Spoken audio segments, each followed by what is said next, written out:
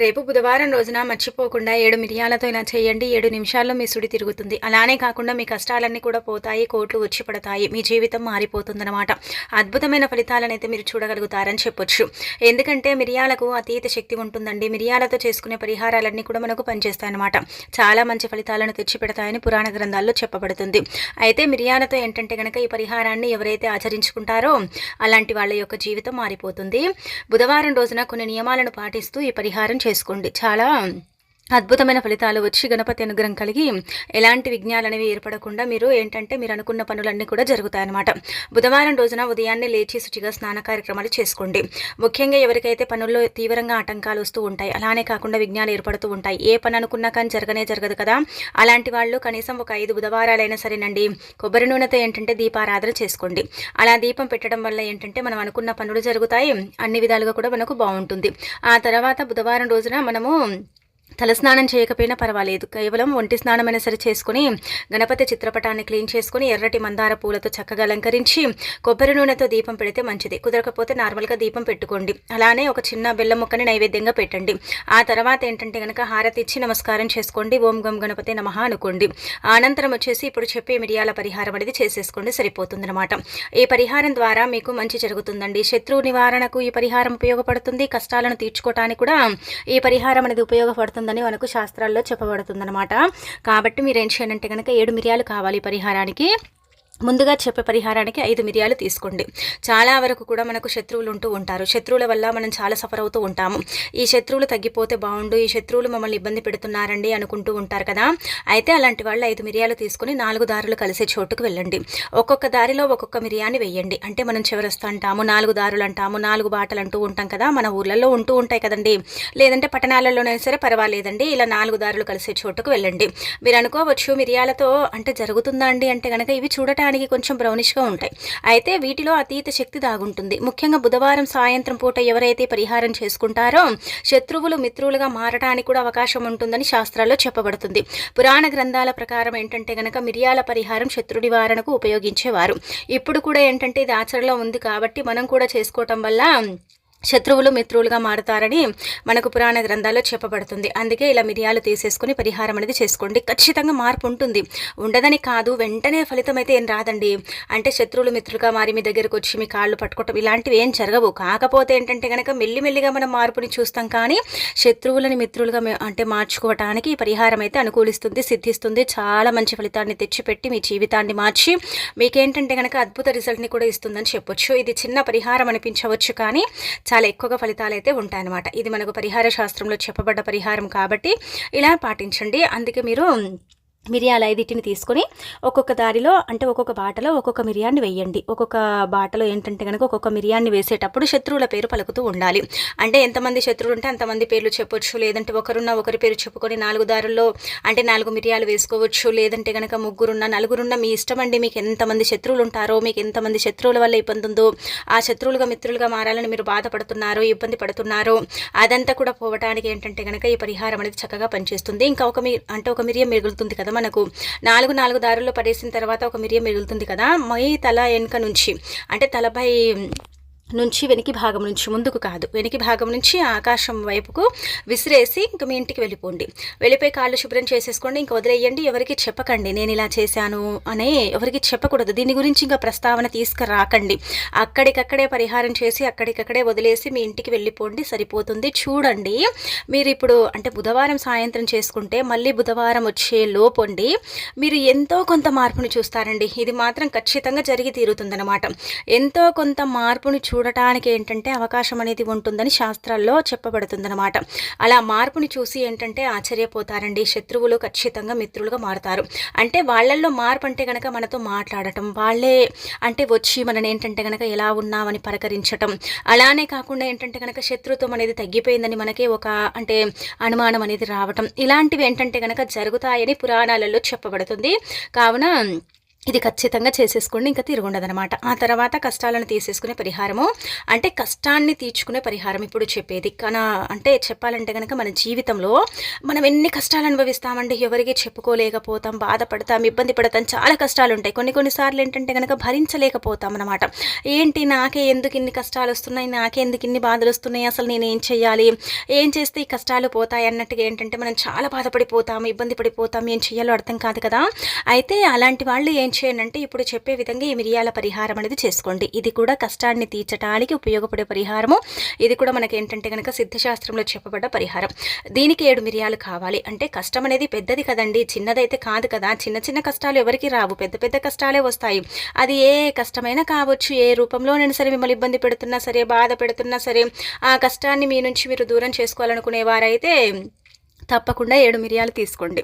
ఇలా 7 మిరియాలు తీసుకుని తెల్లని కాగితం ఉంటుంది కదా, అందులో పెట్టుకోండి. కష్టం అనేది సర్వసాధారణంగా మానవ జీవితంలో అనేది వస్తూనే ఉంటుంది, పోతూనే ఉంటాయి. కొన్ని కష్టాలు ఏంటంటే లైఫ్ లాంగ్ మనతోనే ఉండిపోతాయి కదా. అలాంటి కష్టాల నుంచి మీరు బయటపడటానికి ఈ పరిహారం పనిచేస్తుంది. మిరియాలు ఆరోగ్యపరంగానే కాదండి, పరిహారాల పరంగా కూడా పనిచేస్తాయి. వాటిని ఎప్పుడు అంటే గనక మనం నమ్మకంతో చేసుకున్నాం అనుకోండి, అవి ఏంటంటే తొందరగా మనకు చక్కగా ఫలితాలు ఇస్తాయండి. ఏదో చేశామంటే పైపైన చేసుకున్నాం అనుకోండి, అవి పెద్దగా ఫలితాలు అయితే రావు. ఇది కూడా గుర్తుపెట్టుకోండి. ఒక కష్టం తీరగానే ఇంకొక కష్టం వస్తుంది. కష్టాల కూబిలో పడిపోయాం, కష్టాల వల్ల సఫర్ అయిపోతున్నాం, చాలా ఇబ్బందులుగా అంటే మాకు ఉన్నాయండి, చాలా ఇబ్బందులు ఉన్నాయండి, బాధలు ఉన్నాయండి, ఏం చేయాలో అర్థం కావట్లేదు, ఎవరికి చెప్పాలో కూడా తెలియట్లేదండి అని మనం ఏంటంటే చాలా బాధపడిపోతాం కదా. అయితే అలాంటి వాళ్ళు ఈ పరిహారం అండి చేసుకోండి. ఎంత మంచి రిజల్ట్ వస్తుందో చూడండి. మీరేంటంటే షాక్ అయిపోతారండి. ఒకసారికి ఫలితం అనేది వస్తుందన్నమాట. ఒక్కసారికి మీరు ఫలితం అనేది పొందటానికి అవకాశం ఉంటుంది. 7 మిరియాలు తెల్లని కాగితంలో పోసేసిన తర్వాత ఏంటంటే చక్కగండి, సమయం సందర్భం అంటూ ఏమీ లేదు, ఆహార నియమాలు అలాంటివంటూ ఏమీ లేదు, ఎప్పుడైనా చేయొచ్చు. స్త్రీలు పురుషులు ఎవరైనా సరే చేసుకోవచ్చు. ఎవరు చేసినా కానీ ఫలితాలు అయితే ఉంటాయి. కష్టం అనేది పోతుంది. కష్టాల కూబిలో నుంచి బయటపడటానికి అద్భుతంగా సిద్ధించే పరిహారం. ఇంకా ఇందులో ఎలాంటి సందేహాలు అనేవి లేవన్నమాట. ఇంకా 7 మిరియాలు తీసుకుని తెల్లని కాగితంలో పోసేసి చక్కగా తల చుట్టూ 11 సార్లు తిప్పి ఆ మిరియాలను ఏంటంటే కనుక మీరు కాల్చేయాలి. ఖచ్చితంగా కాల్చాలి. కాల్చే పరిహారాలు ఎప్పుడు కూడా మనకు సిద్ధిస్తాయి, తప్పనిసరిగా ఫలితాలను తెచ్చి పెడతాయి. అంటే ఇక్కడ ఇది గమనించుకోండి. ఈ మిరియాలు ఏంటంటే చూడటానికి చాలా చిన్నగా ఉంటాయి, కానీ ఇందులో మనం చెప్పే కష్టాన్ని అంటే బంధించుకుంటాయి అన్నమాట. ఇది గుర్తుపెట్టుకోండి మీరు. అంటే మిరియాలు కూడా ఏంటంటే సుగంధ ద్రవ్యాల్లో ఒకటిగా భావిస్తారు. లక్ష్మీదేవికి మిరియాల ఘాట్ అంటే ఇష్టము, తదితర దేవతలకు కూడా ఘాట్ అంటే ఇష్టం కాబట్టి మిరియాలది వీటికి ఏంటంటే పవర్ అనేది ఎక్కువగా ఉంటుందన్నమాట. ఇవి ప్రకృతి నుంచే లభిస్తాయి కదండి. కాబట్టి ఏంటంటే ప్రకృతిలో దొరికే వాటిలలో చాలా పవర్ అనేది ఉంటుందన్నమాట. అలా మన కష్టాన్ని తీసేయడానికి, కష్టాల కూబిలో నుంచి మనం బయటపడేయటానికి, కష్టం అనేది మనకు రాకుండా చేయటానికి ఈ పరిహారం అనేది మనకు చక్కగా పనిచేస్తుందన్నమాట. చాలా చాలా మంచి రిజల్ట్ని అయితే తెచ్చిపెడుతుంది. అంటే మీకు మళ్ళీ డౌట్ రావచ్చు, మేము ఎక్కడ కాల్చాలండి, మరి ఇంట్లో కాల్చాలా బయట కాల్చాలా అండి అంటే కనుక ఎక్కడైతే అనుకూలంగా ఉంటుందో అక్కడ కాల్చేయండి, సరిపోతుంది. ఇంకా ఇందులో ఎలాంటి సందేహాలు పెట్టుకోకండి. ఇంట్లో కాల్చినా పర్వాలేదు. ఇంట్లో అంటే కనుక మరేమి ఇంట్లో అంటే మనకు వాకిళ్ళు అలానే కాకుండా బాల్కనీలు ఉంటాయి కదండి, అక్కడ కాల్చుకోండి. కొంతమందికి బాల్కనీలు ఉంటాయి, కొంతమందికి వాకిళ్ళు. మనకైతే ఊళ్ళల్లో వాకిళ్ళు ఉంటుంది కదా, అంటే వాకిళ్ళ ముందు కాల్చేస్తే సరిపోతుంది అనమాట. లేదు మాకు వాకిల్లో కాకుండా ఇంకెక్కడైనా సరే కాల్చొచ్చు అంటే కొంచెం దూరంగా వెళ్ళి కూడా ఏంటంటే అక్కడ కూడా కాల్చొచ్చండి. అక్కడ కూడా ఏంటంటే కాల్ చేసి వెనక్కి తిరిగి రావచ్చు. అంటే కాలుతుందా అంటే కనుక మీరు పేపర్లో పెట్టిన తర్వాత కొంచెం కచ్చాపచ్చాగా దంచండి. ఇలా దంచేసి కాల్ చేయండి, ఖచ్చితంగా కాలిపోతాయి. ఇలా కాలితే ఏంటంటే కనుక అక్కడితో మీ కష్టం అనేది కాలిపోయింది, అక్కడితో మీ కష్టం అనేది ఆగిపోయింది. ఇంకా కష్టం అనేది రాదు. అంటే రాదంటే కనుక ఆ కష్టం అనేది రాదు. మీరు ఏదైతే చెప్పుకొని కాలుస్తారో ఆ కష్టం అనేది మీ జీవితంలోకి మళ్ళీ రాదు. ఎన్ని సంవత్సరాల నుంచి కూడా మీరు అంటే ఇబ్బంది పడుతున్నా, బాధపడుతున్నా, కష్టం వల్ల మీరు సఫర్ అయిపోయి చాలా వరకు కూడా అండి ప్రాబ్లమ్స్ని ఫేస్ చేస్తున్నారు కదా, అలాంటి వాటి నుంచి మీరు బయటపడతారనమాట. చిన్న పరిహారాలే కాకపోతే పెద్దగా ఫలితాలు వస్తాయి. ముఖ్యంగా ఇవి ఏంటంటే కనుక బుధవారం కదా, అయితే ఇవి కాల్చడం వల్ల ఇక్కడ ఇది కూడా అండి జరుగుతుంది. బుధ అనుగ్రహం కలుగుతుంది, గణపతి అనుగ్రహం కలుగుతుంది. పరిహార పరంగా మనకేంటంటే గనక సిద్ధిస్తుందని శాస్త్రాల్లో చెప్పబడుతుందన్నమాట. అందుకే చేసేసుకుని రిజల్ట్ అనేది పొందండి, ఇంకా తిరుగునదనమాట. ఆ తర్వాత ఇప్పుడు చెప్పి ఈ పరిహారము అంటే 11 రూపాయలతో ఈ పరిహారం చేస్తే మీ కోరికలు తీరిపోయి మీరు కుబేరులాగా మారిపోయి మీకు ఏంటంటే కనుక మంచి జరుగుతుంది. మీరు పట్టిందల్లా బంగారం అవుతుందండి. చాలా మంచి రిజల్ట్ అయితే మీరు చూస్తారండి. కేవలం 11 రూపాయలండి మన కోరికలు తీర్చుకోవటానికి చక్కగా పనిచేసే పరిహారం అని చెప్పొచ్చు. అందుకే ఇలా 11 రూపాయలు ఇక్కడ చూయించే విధంగా తీసుకోండి. బుధవారం ఎప్పుడు చేయండి అంటే కనుక సాయంత్రం కానీ ఉదయం కానీ మీ ఇష్టం, మీరు ఎప్పుడైనా సరే చేసుకోండి. మన జీవితంలో మనకు ఎన్నో కోరికలుంటాయి. కోరికలనేవి తీరనే తీరవు. ఎన్ని కోరుకున్నా సరేనండి ఇంకా ఉంటూనే ఉంటాయి, కానీ అవైతే అసలు తీరనే తీరవనమాట. కొన్ని సార్లు మనకేమనిపిస్తుందంటే మా కోరిక తీరదండి, మేము కోరుకున్నది వేస్ట్ అండి, భగవంతుడు వినడండి, ఎందుకు అండి మాకే ఇలా జరుగుతుంది, అందరికీ జరగదండి అని బాధపడతారు కదా. అయితే అలాంటి వాళ్ళు దీపం పెట్టిన తర్వాత 11 రూపాయలు తీసుకోండి. మనం ఏంటంటే పెద్ద కోరిక ఉంటే ముడుపు కట్టుకుంటాం కదా గణపతికి. మరి చిన్న కోరికలున్నా పెద్ద కోరికలున్నా కొంతమందికి ఏంటంటే సమయం ఉండదు, అసలు కట్టుకోలేరు ముడుపు, అంటే కట్టాలనిపించదు కదా. అలాంటి వాళ్ళకి ఏంటంటే కనుక ఒక 11 రూపాయల పరిహారం ముడుపుతో సమానమైనదనమాట. ఇది మనకు అంటే పురాణ గ్రంథాల్లో చెప్పబడుతుందండి. అయితే ఈ 11 రూపాయలు ఏంటంటే ఒక ముడుపుగా భావించండి. ముడుపు కట్టాల్సిన అవసరం లేదు, కేవలం చిల్లర నాణ్యాలు కానీ ఇంకా మీ ఇష్టం నోటైనా సరే ఏదైనా సరే తీసుకోండి. తీసుకొని మీరు చక్కగా ఏంటంటే దీపారాధన చేసుకొని మీ పూజ మొత్తం కంప్లీట్ అయిపోతుంది కదా. పూజ అంటే ఆడంబరంగా చేయాల్సిన అవసరం లేదండి. దీపం పెట్టి పుష్పాలు పెట్టి గరిక దొరికితే పెట్టుకొని, లేదంటే బెల్లం ముక్క పెట్టి నమస్కారం చేసుకొని 11 రూపాయలు తీసుకొని చేతిలో పట్టుకొని మీ కోరిక కోరుకొని ఆ తర్వాత ఏంటంటే గనక చక్కగా ఆ 11 రూపాయలు గణపతి ఫోటో ముందు పెట్టుకోండి, అంటే పటం ముందు పెట్టండి, లేదంటే ఒక డబ్బాలో ఎత్తి పెట్టుకోండి మీ కోరిక చెప్పుకొని. ఇలానే ఏంటంటే గనక ప్రతి బుధవారం కాకపోయినా కొన్ని బుధవారాలలో, అంటే ఒక బుధవారం కానీ 2 బుధవారాలు కానీ మీ ఇష్టం అండి, మీ ఇష్టానికి తగ్గట్టుగా మీ కోరిక ఏదైతే ఉంటుందో అది చెప్పుకొని ఇలా 11 రూపాయలు ఒక డబ్బాలో ఎత్తిపెట్టండి. ఎత్తిపెట్టిన తర్వాత ఆ డబ్బును ఏంటంటే కనుక దగ్గరలో ఉండే గణపతి ఆలయం హుండీలో కూడా వేయొచ్చు. అలానే కాకుండా ఏంటంటే కనుక అదే డబ్బుతో మనము ఇంకా కొంచెం డబ్బుని కలిపి అందులో మనం ఏదైనా సరేనండి, అంటే గణపతికి తీపి పదార్థం ఏదైనా పర్వాలేదు, ఉండ్రాల పాయసం కానీ లేదంటే గనక చక్కగా ఏదైనా సరే పాయసం కానీ చేసి మనం గణపతికి నివేదన చేయొచ్చు. ఎలా చేసినా కానీ మన కోరికలు తీరటం, మనం కుబేరులాగా మారటం, గణపతి అనుగ్రహం కలగటం ఇదంతా కూడా జరుగుతుంది.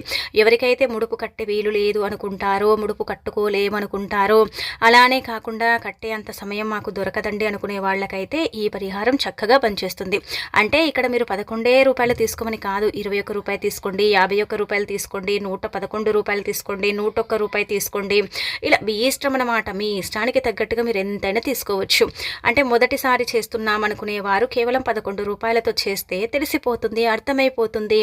ఇలా ఏంటంటే మీ కోరిక అది చిన్నదా పెద్దదా పక్కన పెడితే కోరిక తీరాలనుకునే వారు మాత్రం తప్పనిసరిగా చేయాల్సిన పరిహారం అని మనకు పురాణ గ్రంథాల్లో చెప్పబడుతుందన్నమాట. శాస్త్రాల ప్రకారం ఈ పరిహారం అత్యంత శక్తివంతమైనది, చాలా పవర్ని కలిగి ఉండే పరిహారం కాబట్టి ఎంత నమ్మకంగా చేసుకుంటే అంత మంచి రిజల్ట్ అయితే వస్తుంది. అలానే కాకుండా అంత మంచి ఫలితాన్ని అయితే మీరు పొందుతారని చెప్పొచ్చు. హుండీలో వేయటం ఇష్టం లేకపోతే ఆ డబ్బుని పేదవారికి దానం కూడా చేయొచ్చు. అలా చేయటం కూడా కుదరకపోతే ఆ డబ్బుని మనం ఏంటంటే కనుక స్వామివారికి ఏదైనా ప్రసాదం చేసి పెట్టవచ్చు. ఇలా కూడా చేసేస్తే ఇంకా రిజల్ట్ ఎక్కువగా ఉంటుందన్నమాట. ఇది మాత్రం తప్పకుండా చేసుకోండి. కోరికలు తీరాలనుకునే వారికి మాత్రం ఈ పరిహారం అనేది పనిచేస్తుందన్నమాట. ఇంకా తర్వాత బుధవారం రోజు గుర్తుపెట్టుకోండి, బుధానుగ్రహం ఉంటే బుద్ధి బలం మనకి ఏంటంటే కనుక చక్కగా ఉంటుంది, మనందరికీ తెలిసిందే కదా. కాబట్టి బుధానుగ్రహం కలగాలంటే బుధవారం ఇంట్లో నుంచి బయటికి వెళ్ళేటప్పుడు ముందుగా గణపతి అంటే తాకి దగ్గరికి వెళ్ళి ఓం గం గణపతి నమః అనుకుంటూ మీరు గనక వెళితే బుధానుగ్రహం కలగటంతో పాటు మీకేంటంటే ఒకటి గుర్తుపెట్టుకోండి, వెళ్ళే పనులు అంటే ఏ పని కోసం అయితే వెళుతారో, ఏ పనికి అంటే మీరు వెళుతున్నారో, ఏదైనా సరే మీ పర్సనల్గా కావచ్చు, ఉద్యోగ ప్రయత్నాల కోసం కావచ్చు, దేనికోసమైనా సరే వెళుతున్నట్టయితే ఓం గం గణపతి నమః అనుకొని వెళ్ళండి. ఖచ్చితంగా చూడండి ఆ రోజు ఎంత ప్రశాంతంగా ఉంటుందో, ఆ రోజు ఎంత హాయిగా ఉంటుంది, మీరు వెళ్ళే పనులు ఎలా జరుగుతాయి, మీ అంటే వెళ్ళే పనులు ఎలా అంటే పూర్తవుతాయి అనేది మీరే చూసి ఏంటంటే కనుక ఆశ్చర్యపోతారు. అంటే బుధవారమే అనమని కాదు, ప్రతి దినం కూడా మనం అనుకోవచ్చు. ప్రతి దినం కూడా మనం ఏంటంటే కనుక ఓం గం గణపతి నమః అనుకొని ఇంట్లో నుంచి అడుగు బయట పెడితే అంతా విజయమే.